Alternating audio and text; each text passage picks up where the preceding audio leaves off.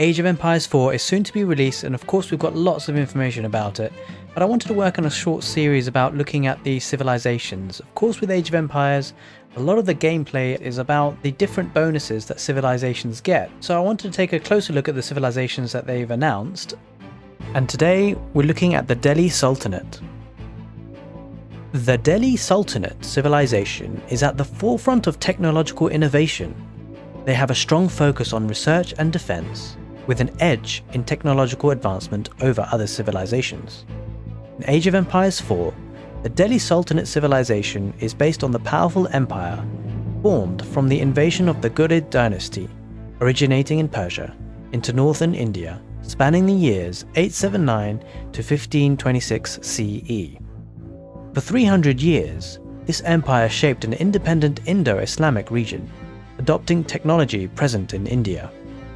Advancing through the ages, as you experience this civilization's rich history, with the first age reflecting the Turkish and Iranian Ghurid Sultanate, playing the Farsi Persian-speaking Delhi Sultanate civilization brings you through the Mamluk and Khalji dynasty, Tughlaq dynasty, and the Sayyid and Lodi dynasty, getting a taste for the Delhi Sultanate's vibrant cultures and defiant strength. Playing the Delhi Sultanate. Strategic decisions in the early ages of the match are essential for the Delhi Sultanate civilization, who emerges as a dominating force in the late game. The Delhi Sultanate army can be terrifying to encounter. The core of their army, the War Elephant, is a melee unit of staggering raw strength, capable of high damage. The Delhi Sultanate's specialty lies in research. Not only do they have access to several upgrade options throughout the ages, but their unique scholar research system, with the valuable scholar essential to the system, provides an advantage in research that no other civilization has. The Delhi Sultanate researches technology at no cost in resources, but at a greater time investment. To offset this, the Delhi Sultanate uses scholars, each of which speeds up research. While biding their time growing their strength through the ages, the Delhi Sultanate can tap into their defense through foot units' ability to construct defensive structures. Once their military reaches full heights, the Delhi Sultanate's power is a force to be reckoned with. So we get a few glimpses as to the army composition that will be at the disposal of the Delhi Sultanate, and we see an orientation around war elephants. In addition, it looks like they're set up well for defensive structures, with their foot soldiers being able to build defensive fortifications. Taking a look at the unique units, the Scholar is the civilization's equivalent of the Monk, with a unique ability to speed up research and technology upgrades. War Elephant. The mighty War Elephant is a powerful melee unit with high health and damage against units and structures. Tower War Elephant. The Tower War Elephant is a devastating unit with a ranged attack, 2 archers mounted in a tower on a War Elephant. What I find really interesting about these 3 unique units is that 2 of them are based on War Elephants, so we see a really big dedication of this civilization to the War Elephant.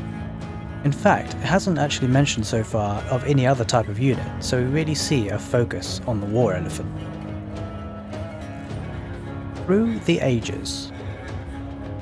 In Age 1, the Delhi Sultanate has access to the mosque, which produces scholars, central to the Delhi Sultanate civilization for speeding up their research and making them a booming center for technological innovation. Age 2. The Delhi Sultanate's research capabilities improve drastically, with the Dome of the Faith, one of the landmarks bringing you into Age 2. With this landmark's ability to produce scholars at a reduced cost, the Delhi Sultanate can pursue more means of upgrades available to their expanding civilization. Age 3. In Age 3, one of the landmarks, the House of Learning, offering several unique economic and religious upgrades, it is a great option to pursue with the civilization's growing network of scholars speeding up research. Age 4. Going into the last age, with the Palace of the Sultan, one of the Age 3 landmarks, the Delhi Sultanate's army comes into its own in Age 4. The Palace of the Sultan contributes to their ever-growing military, periodically producing a war elephant, a production that can be sped up by garrisoned scholars. From what we've seen so far, it really seems like the Delhi Sultanate is geared up for the late game, and that everything really builds up to Age 4 where they're the most effective. Most of it seems to culminate in the War Elephant, which looks like it's going to be an extremely strong melee unit and is going to be able to destroy armies very, very quickly. It looks like being up against the Indians, you're going to have to take them out early in competitive matches, or risk being trampled on by a stampede of elephants. As a summary, the Delhi Sultanate have a strong focus on research and defense, and they're a dominating force in the late game. With the War Elephant at the core of their army, they are specialists in research with scholars, and their foot units are able to construct defensive structures. Having looked through the information we have for the Delhi Sultanate, they certainly look like a really interesting civ to play. It looks like you'll need some patience with them to focus your attention on the late game, but they could be a really strong civilization. Guys, hope you enjoyed that video.